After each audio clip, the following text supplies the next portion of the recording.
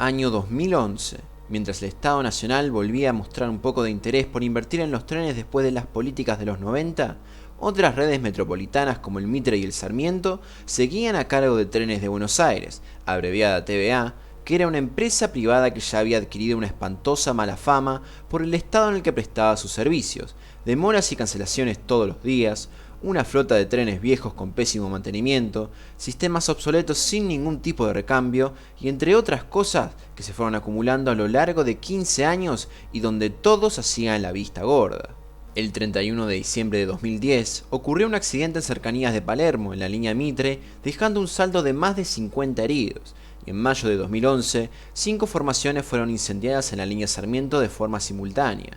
Entre la discusión de si fue un hecho provocado por pasajeros enojados por el desastroso servicio de la empresa, o si fue un atentado provocado por los sindicatos, la línea Sarmiento continuaba a la deriva. El lugar al que nos trasladaremos el día de hoy es el paso a nivel Artigas de la línea Sarmiento, ubicado al lado de la estación de Flores en el barrio porteño del mismo nombre en Capital Federal. Una barrera de una sola mano que hasta el día de hoy tiene una insoportable cantidad de autos y peatones que la cruzan todos los días. Aunque hoy y en aquel momento casi todos los pasos a nivel del ramal Once Moreno funcionaban de forma automática, con la gran cantidad de tráfico que tienen las calles y la alta frecuencia de la línea, muchas deben ser asistidas por un banderillero, persona que se encarga de ordenar el tránsito y vigilar que se respete la detención cuando están por pasar los trenes. Durante los días de septiembre de 2011, nadie se encontraba asignado a asistir el cruce de Artigas en el medio de la capital federal. Pero aún con esto, el sector de Flores conservaba una asistencia entre las 22 y las 6 de la mañana. Se trataba de banderilleros de JB, una empresa de seguridad que contrataba TVA para cuidar los pasos a nivel mientras se hacía el mantenimiento de vías. Hacían su trabajo en 2 turnos de 8 horas y una vez cumplidos se retiraban del lugar. Ahora, surge la pregunta, ¿por qué había banderilleros ahora y no en la mañana? La reparación y renovación de vías generalmente se hace de noche para no suspender el servicio por largos periodos de tiempo. Durante estas tareas, es muy común que cuando pasan los camiones de obra o cualquier otro trabajo en la que participa la vía, se ocupen los circuitos que activan la señalización de los pasos a nivel, dejándolos encendidos durante largos periodos de tiempo, alertando sobre un tren que no existe, por lo que el personal tercerizado lo que hacía era permitir el paso de los vehículos a pesar de que la campana estuviera sonando con la barrera baja. Se sabe que la mala costumbre de automovilistas de ignorar las barreras bajas persiste hasta el día de hoy, pero en los tiempos en el que la línea estaba administrada por TVA, era muy común que las barreras fallaran, quedando bajas y con la campana sonando infinitamente, por lo que sabiendo eso y sumándole el tiempo en el que se tardaba en reanudar el tráfico, la gente estaba acostumbrada a ignorarlas y más suponiendo que no funcionaban, y es así como llegamos a la madrugada del 13 de septiembre de 2011. 2:37 de la mañana, faltaba apenas media hora para que empiecen a pasar de manera regular los trenes por la estación de Flores. Mientras el personal se encontraba trabajando en zona de vía, un banderillero vigilaba el paso a nivel en la que la campana se encontraba sonando. Para evitar que el brazo bajara por completo y entorpezca el paso de los vehículos, un palo lo sostenía dejándolo suspendido en el aire, a un ángulo de 45 grados. Durante estos minutos, un camión de basura cruzó la barrera pero en el medio del cruce y por cómo estaba posicionado el brazo, la altura no dejó el suficiente margen y el vehículo rompió buena parte de la punta en el proceso, todo ocasionado por un arreglo provisorio que había perdido el sentido. Durante las 3 y 5 de la mañana empezarían a pasar los primeros trenes por las vías del ferrocarril Sarmiento, que en sentido 11 empezaba a tener la frecuencia pico de 10 minutos.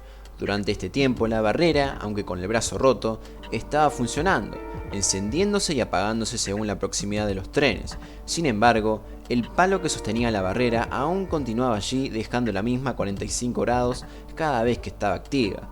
El banderillero continuaba cumpliendo su horario de trabajo, faltando poco para terminar su turno. Ocasionalmente, retiraba el palo dejando que el brazo baje por completo. Con la frecuencia aumentando a medida que pasaban los minutos, la barrera se activaba cada vez más seguido, teniendo el brazo levantado a 45 grados y sumándole la mala costumbre de los automovilistas y peatones por cruzar con la campana sonando, el paso a nivel era ignorado casi permanentemente. A las 5:32 de la mañana sale uno de los tantos trenes que arrancaban el día para llevar la gente a trabajar hasta 11. El mismo estaba conformado por una formación Toshiba identificada como Chapa 20, que debía pasar por la estación de Flores a las 6:23 de la mañana. Con un trayecto perfecto, el tren programado con el número 3740 hizo su recorrido sin ningún tipo de inconvenientes. Llegando a las 6 de la mañana y en plena hora pico, el banderillero se ve por última vez a las 6:07. El mismo procede a retirarse porque ya había terminado su horario de trabajo. Sin embargo, para este momento había ocurrido un gran problema.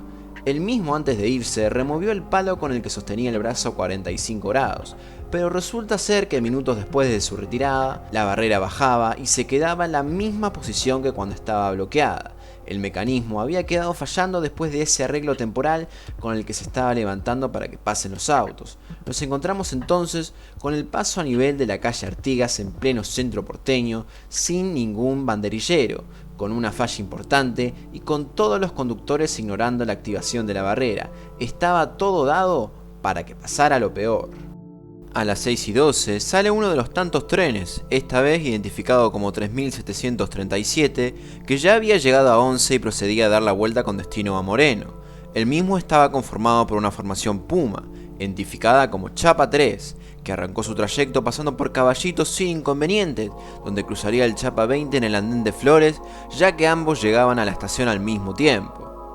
Poco antes, un colectivo de la línea 92, identificado con el interno 52, salía desde el barrio 9 de Abril en Esteban Echeverría con su recorrido regular hasta Retiro, levantando bastantes pasajeros. La empresa que atiende esta línea es la de Microómnibus Sáenz Peña. Parte del recorrido de esta línea se da por el barrio de Flores, por lo que la unidad debía cruzar en un momento el paso a nivel de la calle Artigas. Cerca de las 6:23 de la mañana, el chofer continuaba normalmente su recorrido hasta cerca de las vías del Sarmiento, donde al ver los autos ignorando la campana sonando y el brazo levantado en el aire, dio por hecho que no había ningún peligro, pero nada más lejos de la realidad. A varios metros se iba acercando el Chapa 20 con destino a Once, a baja velocidad ya que estaba entrando a la estación. El colectivero lentamente se asoma para cruzar y ante el pequeño primer vistazo que hace, puede ver a este tren llegando a la estación. Suponiendo que la barrera estaba sonando por este tren, procedió a empezar a cruzar la vía, pero lo que no se dio cuenta a tiempo fue que el otro tren que se dirigía a Moreno estaba por cruzar la calle de Artigas a muy alta velocidad. Las 2 veces que tocó bocina para alertar de su paso, por desgracia, no fueron suficientes. Presten mucha atención al momento exacto de la catástrofe porque lo que sucedió dejó sin palabras a todos.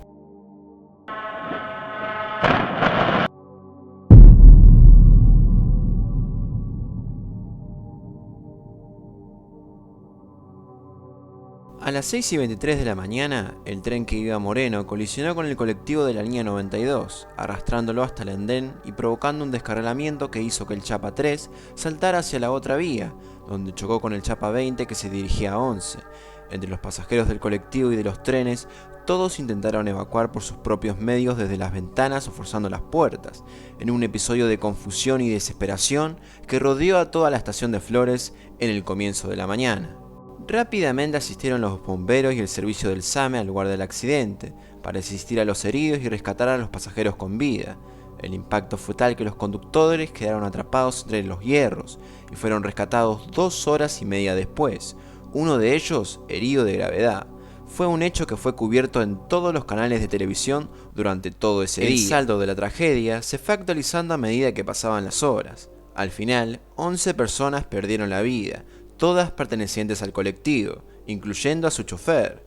Por otro lado, 228 personas resultaron heridas. Era la segunda tragedia ferroviaria del año, donde todos recordaron lo que había pasado el 16 de febrero en San Miguel, donde el choque de 2 trenes ocasionó 4 fallecidos y 120 heridos.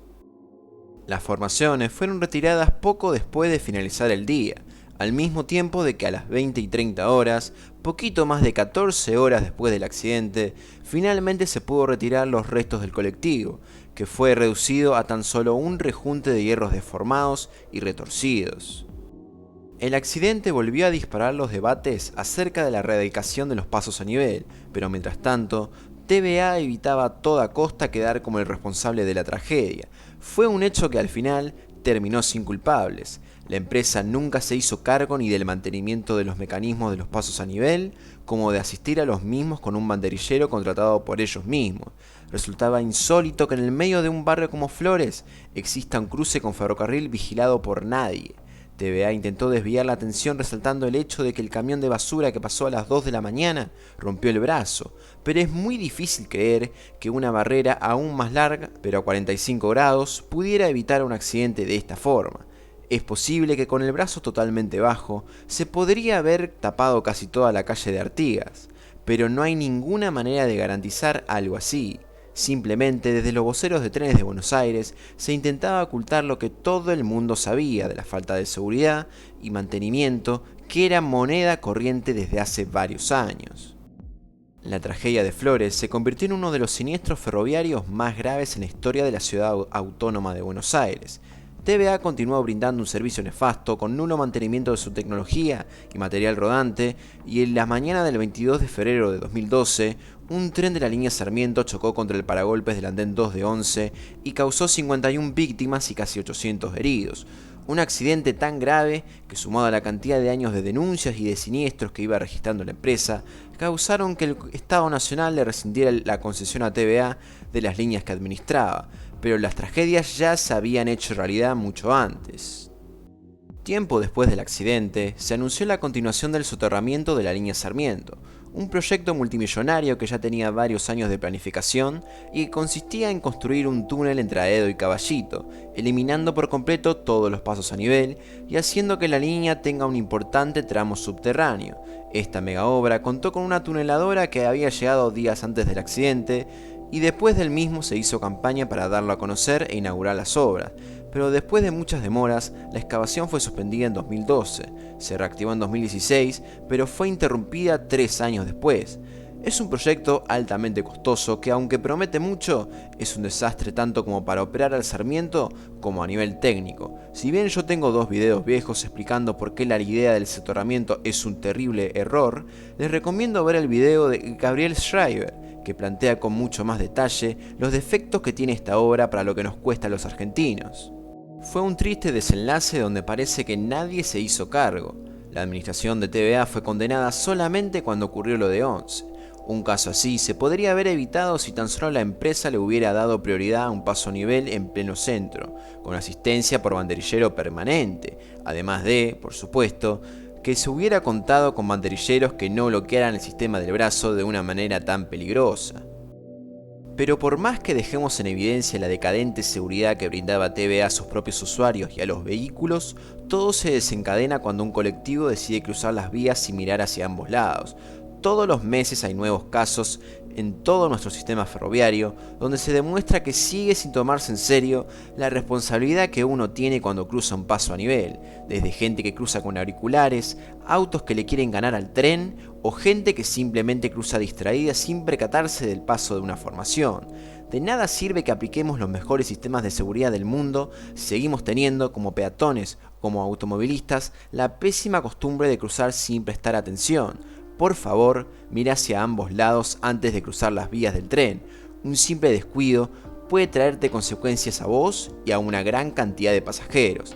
Es mejor perder 1 minuto en la vida esperando a que pase el tren que la vida en 1 minuto. El Interno 52, por motivos más que obvios, nunca volvió a servicio y fue desguazado años después. El Chapa 3 quedó fuera de servicio por un corto tiempo hasta que se armó con un equipo con coches que habían salido de circulación hace meses. Mismo caso ocurrió con el Chapa 20. Los coches dañados del 3 volvieron 2 años totalmente reparados y se retiraron en 2014. Los coches siniestrados del 20 y la cabina que impactó con el colectivo nunca más volvieron a ser usados. Hasta el día de hoy, estos coches permanecen afuera de los talleres de Liniers y Villaluro, esperando el desguace.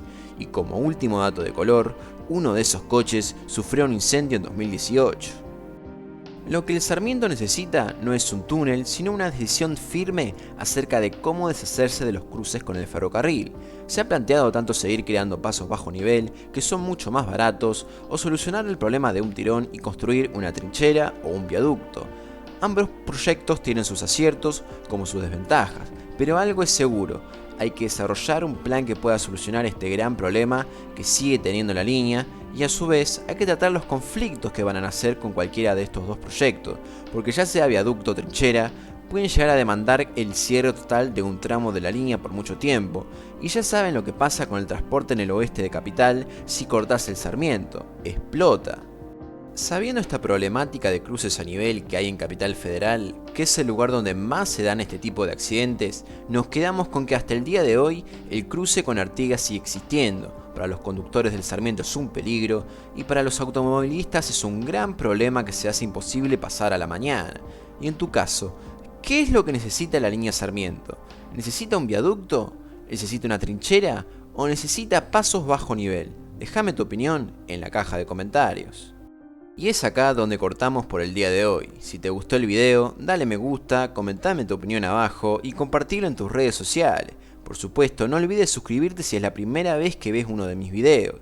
Si querés seguir enterándote de novedades de próximos videos o del mundo ferroviario, seguime en mis cuentas de Facebook, Instagram y Twitter. Además de que te invitamos a unirte al Discord del canal para poder interactuar conmigo y con una comunidad con gustos muy similares. Sin más que decirles, yo soy Goji Gertino y nos vemos hasta la próxima.